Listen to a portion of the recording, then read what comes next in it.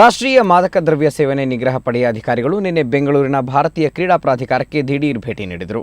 ಸಂಜೆವರೆಗೆ ಸಾಯಿನಲ್ಲಿ ಬೀಡುಬಿಟ್ಟಿದ್ದ ಅಧಿಕಾರಿಗಳು ಅಲ್ಲಿ ಬಳಸಲಾಗುವ ಔಷಧಿಗಳು, ಇಂಜೆಕ್ಷನ್ಗಳ ಕುರಿತು ಸುದೀರ್ಘ ತಪಾಸಣೆ ನಡೆಸಿದರು.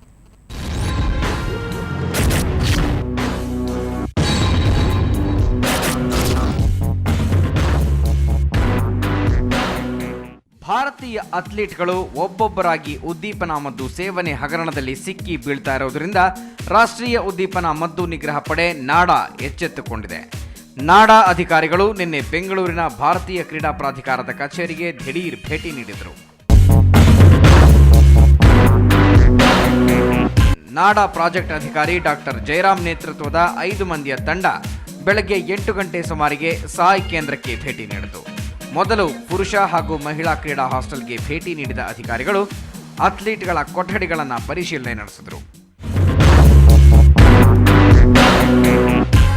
ಆನಂತರ ಎಲ್ಲ ಅಥ್ಲೀಟ್ಗಳನ್ನು ಪರೀಕ್ಷೆಗೆ ಒಳಪಡಿಸಲಾಯಿತು. ರಾಷ್ಟ್ರೀಯ, ಅಂತಾರಾಷ್ಟ್ರೀಯ ಸೇರಿದಂತೆ ಎಲ್ಲ ಅಥ್ಲೀಟ್ಗಳ ರಕ್ತದ ಮಾದರಿ, ಆಹಾರದ ಮಾದರಿ ಹಾಗೂ ಬಳಸೋ ಔಷಧಿಗಳ ಮಾದರಿಯನ್ನು ಸಂಗ್ರಹಿಸಲಾಯಿತು. ಎಲ್ಲ ಸ್ಯಾಂಪಲ್ಗಳನ್ನು ದೆಹಲಿಯಲ್ಲಿರೋ ಲ್ಯಾಬ್ನಲ್ಲಿ ಪರಿಶೀಲನೆ ನಡೆಸಲಾಗುವುದು ಅಂತ NADA project officer doctor B Jayaram ತಿಳಿಸಿದರು. Surprise checks of the hostel rooms of both ladies and men. Then we have also done some random sampling. The work is still continuing. NADA ತಂಡದ ದಿಢೀರ್ ಭೇಟಿ ವೇಳೆ ಕ್ರೀಡಾ ಪ್ರಾಧಿಕಾರದ 50 ಕೊಠಡಿಗಳ ತಪಾಸಣೆ ನಡೆಸಲಾಗಿದೆ. ಅದರಲ್ಲಿ 2 ಕೋಚ್ಗಳ ಕೊಠಡಿಗಳು ಇವೆ. ಒಟ್ಟಾರೆ 88 ಆಟಗಾರರ ಪರೀಕ್ಷೆ ನಡೆಸಲಾಗಿದೆ. ತಪಾಸಣೆ ನಡೆಸಲಾದ 4 ಕೊಠಡಿಗಳಲ್ಲಿ ಅನುಮಾನಾಸ್ಪದ ಡ್ರಗ್ಸ್ ಪತ್ತೆಯಾಗಿದೆ ಅಂತ ಡಾಕ್ಟರ್ ಜಯರಾಮ್ ವಿವರ ನೀಡಿದ್ದಾರೆ. ವಿಶ್ವ ಉದ್ದೀಪನ ಮದ್ದು ನಿಗ್ರಹ ಏಜೆನ್ಸಿ ಕೆಲ ಡ್ರಗ್ಸ್ಗಳನ್ನು ನಿಷೇಧಿತ ಮದ್ದುಗಳ ಪಟ್ಟಿಗೆ ಸೇರಿಸಿದೆ.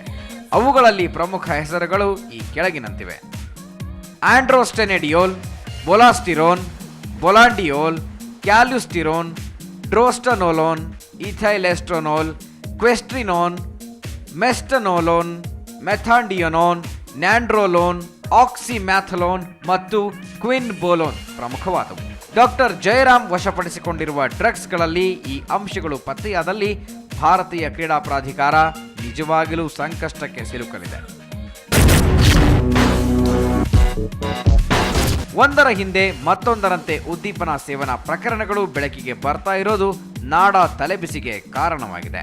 ಇದರಿಂದ ಎಚ್ಚೆತ್ತುಕೊಂಡಿರೋ ನಾಡಾ ಇಂದು ಪ್ರಾಧಿಕಾರದ ಎಲ್ಲ ಅಥ್ಲೀಟ್, ಕೋಚ್ ಹಾಗೂ ಸಿಬ್ಬಂದಿಗಳಿಗೆ ಉದ್ದೀಪನ ಮದ್ದು ಸೇವನೆಯ ದುಷ್ಪರಿಣಾಮಗಳ ಕುರಿತು ಜಾಗೃತಿ ಸೆಮಿನಾರ್ ಒಂದನ್ನು ಏರ್ಪಡಿಸಿದೆ. ಊರು ಕೊಳ್ಳೆ ಹೊಡೆದ ಮೇಲೆ ಕೋಟೆ ಬಾಗಿಲು ಹಾಕಿದ್ರು ಅನ್ನೋ ಹಾಗಾಗಿದೆ ಈಗಿನ ಪರಿಸ್ಥಿತಿ.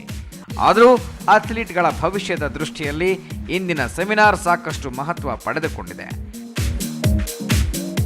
ಸ್ಪೋರ್ಟ್ಸ್ ಬ್ಯೂರೋ, ಸುವರ್ಣ ನ್ಯೂಸ್ 24/7.